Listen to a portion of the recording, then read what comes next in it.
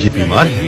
नहीं, ये मर गया है। अल्लाह इसकी गुनाह माफ फरमाए। इस आदमी के गुनाह गिने नहीं जा सकते, इससे कैसे माफी मिलेगी?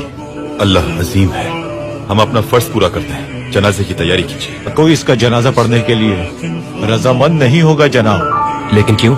ये शराबी और बहुत गुनाहगार था और इसने आज तक मस्जिद में कदम भी नहीं रखा।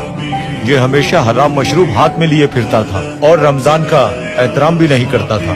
बुरी औरतों के साथ ताल्लुकात भी थे इसके। इस गुनाहगार को यही जमीन पर ही पड़े रहने दो ताकि ये दूसरे लोगों के लिए भी सबक बने। चलो भाइयों, रुक जाइए।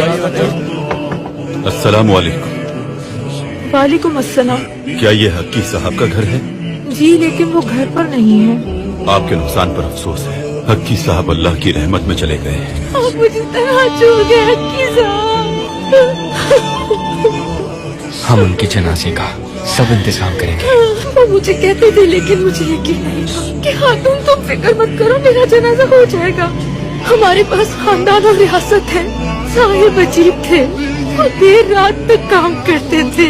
घर आते हुए वो उन लोगों से हराम मशरूब खरीद लेते जो रास्ते में पी रहे होते। वो घर लाकर सब जाया कर देते थे। वो बदकार औरतों को उजरत देकर अपने घर लाते।